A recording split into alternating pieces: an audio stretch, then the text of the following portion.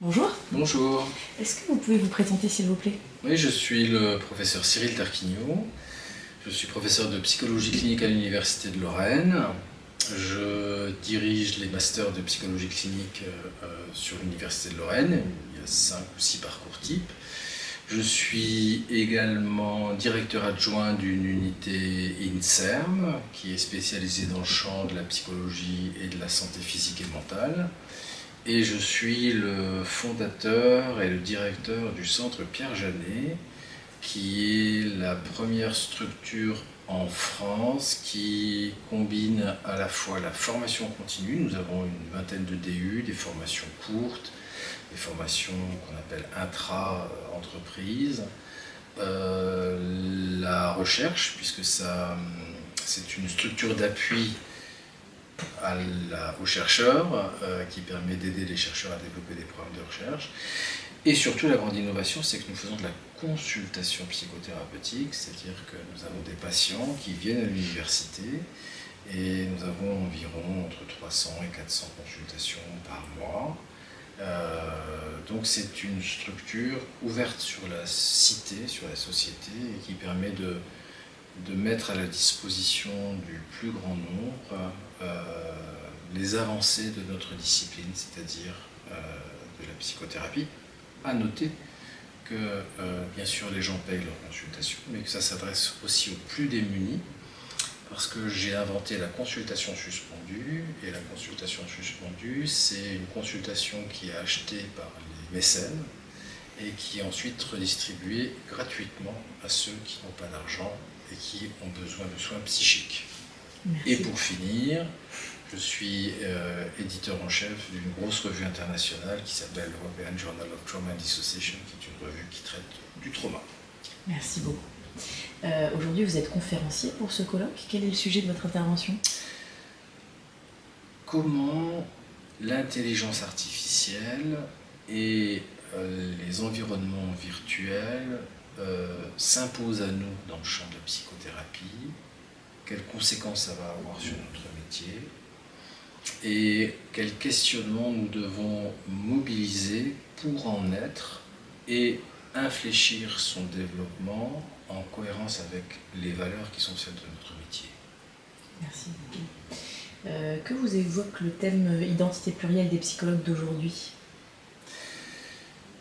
Je crois que l'unité de la psychologie de Lagache est à la fois d'une grande modernité et à la fois dépassée.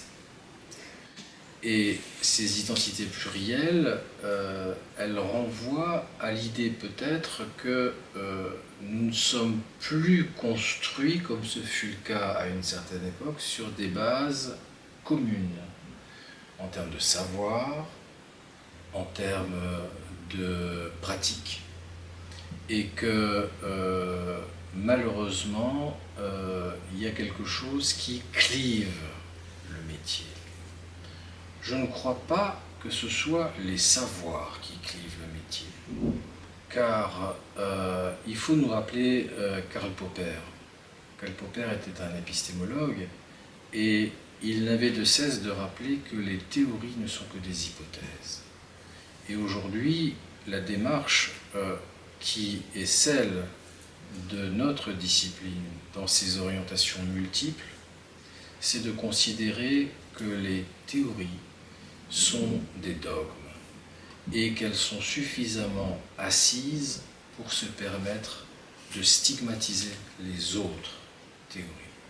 Nous sommes partis et nous sommes passés de ce qui devait être un débat épistémologique, une dispute théorique, à quelque chose qui est le rejet de la théorie de l'autre et donc de l'autre. Ce qui fait que je ne parlerai même pas des disciplines qui sont celles de la psychologie sociale, de la psychologie du développement, de la psychologie de la santé, de la psychologie clinique. Je crois que au sein même de ce qui m'intéresse, en tout cas la psychologie clinique, nous sommes dans des impossibilités de nous entendre et qu'on voit aujourd'hui que certaines universités organise le formatage idéologique depuis la première année et que les étudiants qui en sortent mais se trouvent dans une posture des plus critiquables. Pourquoi? Parce que quand vous voulez voir que les femmes sont celles qui savent le moins bien rouler, eh bien si vous êtes convaincu de cette réalité-là, vous le verrez. Si vous voulez voir des hystériques, si vous êtes convaincu que ça existe, vous les verrez. Et si vous êtes convaincu qu'il n'y a que des troubles dissociatifs chez vos patients, eh bien vous ne verrez que des troubles dissociatifs.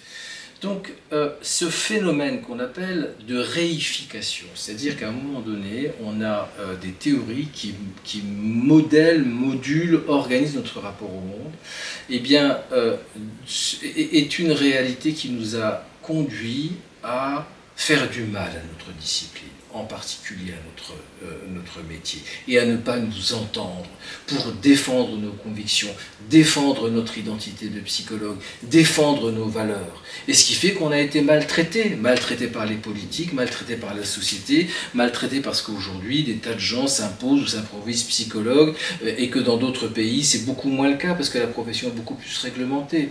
De ce point de vue, c'est un vrai problème, pas tant pour nous, pour nos patients. Donc, les identités plurielles, évidemment, je veux dire, on se construit parfois de façon tellement radicalement différente qu'on n'arrive même plus à s'entendre. Donc, l'unité de la psychologie, on peut se demander où aller. Et en même temps, j'ai le sentiment que quand même, il y a une culture de métier qui reste là, qui fait le lien. Il y a des valeurs, il y a des manières de penser le monde. J'aime croire que les gens qui s'orientent et qui veulent faire psychologue et psychothérapeute, eh bien, ce ne sont pas les mêmes que ceux qui vont devenir traders ou banquiers. Et que le rapport à la vie n'est pas le même. Et qu'au fond, quand on a pour mission d'aider les autres, eh bien, c'est au moins qu'on a une certaine conception de notre prochain, de ceux qu'on veut aider. Et je crois qu'on a à travers cela une mission commune qui relève d'une posture politique. Parce que je crois et je reste convaincu que faire de la psychothérapie, soigner les gens, c'est faire de la politique. Parce qu'on transforme peu à peu, de proche en proche, la société. Et que je pense qu'une société où les individus vont bien, c'est une société qui risque d'aller bien. Et je pense que la fonction sociale des psychologues, elle est très importante. Sans compter que dans notre discipline, aujourd'hui, la question du psy est presque dépassée. Parce qu'au fond, le psychologue aujourd'hui, c'est quelqu'un qui est capable d'agir sur la santé globale, qu'elle soit physique ou psychique. Et de ce point de vue, c'est une nouvelle posture. Donc, les identités plurielles, je pense qu'elles sont à la fois positives, parce que notre discipline est multiple, mais à la fois, elles ont été construites de façon dogmatique, ce qui fait qu'on perd le sens du collègue, le sens des autres approches. Et évidemment, en 2024, notre discipline n'est pas la même qu'à l'époque de Lagache. Je veux dire, où les gens étaient à la fois des psychologues du développement, des psychologues sociaux, des psychologues cliniciens. Ils embrassaient tous les champs de la discipline. Je me dis, c'est plus possible. Mais gageons que, à minima, on puisse trouver des liens et suffisamment forts qui permettront de structurer, de maintenir la structure de la profession, notamment autour de valeurs communes. Et ça, je pense que c'est un levier sur lequel, malheureusement, on n'assiste pas assez. Merci beaucoup. Pouvez-vous nous définir en un mot ou une expression ce colloque? Est-ce que ce serait autour des valeurs communes? Oui, eh bien, ce colloque, il y a quelque chose que j'appellerais de l'ouverture. C'est-à-dire quand je vois le programme, je me dis, le psychoprate, le PP, est une structure courageuse dans laquelle on peut venir dire des choses différentes sans prendre un risque. Et qu'il y a une volonté à travers cette manifestation de poser un cadre d'une grande modernité qui permet aux approches, aux chercheurs, même si on n'a pas eu beaucoup de temps pour ça, mais c'est pas grave, de recréer le dialogue. Et il y a une certaine honnêteté intellectuelle et modestie intellectuelle que j'ai pu entendre dans les différentes communications, à savoir que les gens ne semblent pas, ici en tout cas, et s'ils le sont, ils l'ont moins montré, arc-boutés sur des postures idéologiques pleines de conviction et de certitude qui tuent le métier, mais sur des démarches prospectives, d'ouverture et de complémentation, c'est-à-dire qu'on vient compléter un peu les regards. Et je dirais ça, intégratif, pour résumer. Merci beaucoup. Pour terminer, comment est-ce que vous envisagez aujourd'hui le futur des psychologues? Alors, si j'avais une baguette magique, j'aimerais tellement qu'on aille vers un doctorat d'exercice. Parce que nous n'avons plus le temps en 5 ans de former nos étudiants à l'ensemble des connaissances qu'ils doivent maîtriser pour prendre en charge les patients. Je pense que les doctorats d'exercice devraient impliquer un clinica encadré, dans des endroits balisés, qui seraient supervisés par les universités, parce qu'il ne faut pas laisser les terrains seulement professionnels, il faut les baliser.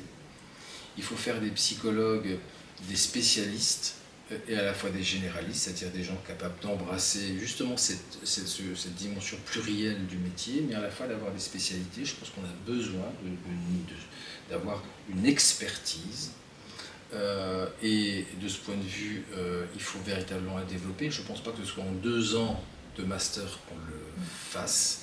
Le métier ne s'apprend pas à l'université ni à l'école. Le métier se transmet de la main à la main. On montre. Et donc on ouvre les cabinets. Là où on a appris, ma génération, qu'on n'allait pas voir ce qu'il y avait derrière la porte du cabinet. Il faut ouvrir les cabinets. Il faut montrer comment on fait. Il faut montrer l'articulation avec la recherche et montrer que la recherche n'est qu'un prisme qui ne se retrouve pas dans la réalité. Que la réalité est beaucoup plus complexe que la recherche. Et que le métier de thérapeute et de psychologue clinicien, puisque c'est ça qui m'intéresse, je veux dire, est un métier qui doit s'alimenter de toutes les disciplines et qui ne doit pas se refermer sur elle-même. L'avenir des psychologues, c'est être capable qu'on reconnaisse notre métier aussi et qu'il soit remboursé, financé à sa juste valeur. Mais quand on arrêtera de se tirer dans les pattes, peut-être qu'on pourra faire force commune et aller revendiquer encore plus fortement, ce que les syndicats font déjà beaucoup. Hein. Mais je veux dire, il y a quand même encore trop de clivages et de gens qui essayent de tirer la couverture à eux. L'avenir de la psychologie, de mon point de vue, c'est aussi d'avoir une capacité à se saisir un peu plus et un peu mieux des problématiques sociales. Aujourd'hui, les migrants sont un vrai objet. Or, nos théories sont des théories culturellement situées qui ne marchent pas. Donc il y a quelque chose à faire là, il y a une adaptation à trouver. Quand on voit les évolutions des rapports hommes-femmes, je dirais il y a quelque chose à inventer. La psychologie féminine, c'est pas la même que la psychologie des hommes. Ce n'est pas la même. Moi, je suis sexologue, j'ai un diplôme de sexologie que je dirige. Je veux dire, voilà, il y a quelque chose à réinventer. Il y a à faire que notre discipline soit en prise avec l'évolution de nos sociétés, y compris les identités de genre, dont on voit qu'elles évoluent. Et aujourd'hui, ma génération qui satisfaisait des hommes et des femmes, aujourd'hui, c'est un peu plus compliqué. Donc, il y a des enjeux à ce niveau-là. Et puis, il y a cette nécessité, effectivement, d'aller vers la santé au sens large. On a toujours eu peur, dans notre discipline, d'aller fricoter avec les médecins. Or, il faut y aller. Je pense que nous avons un rôle majeur à jouer dans le champ de la santé. Nous avons un rôle majeur à jouer dans le rôle de la santé parce qu'on ne doit pas faire le distinguo entre santé mentale et santé physique. Mais les travaux le montrent. Je veux dire, une partie de mes recherches porte sur l'adversité. et qui montre que plus on a été confronté à de l'adversité durant l'enfance et l'adolescence, donc des événements difficiles, moins on vit longtemps, plus on va voir le médecin dans la vie adulte, plus longtemps on est hospitalisé, plus on a de conduite addictive, etc. etc. Aujourd'hui, la santé physique, c'est l'autre versant de la santé psychique. Et faire l'un au détriment de l'autre, c'est une erreur. Et je crois que les seuls qui pourraient faire le lien entre ces approches-là, ce sont les psychologues. Je crois que demain, la profession de psychologue, c'est aussi d'être capable de prescrire certains antidépresseurs, certains psychotropes, mais avant ça, prescrire des plantes, prescrire de l'homéopathie, prescrire des conduites alimentaires adaptées, des régimes alimentaires adaptés aux états émotionnels. Donc vous voyez, je veux dire, ce doctorat d'exercice, il a là un cadre de développement majeur qui se situerait à l'interface des problématiques de santé et qui ferait sans doute l'objet d'une meilleure prise en compte et reconnaissance dans notre pays et dans la société en général. Merci beaucoup.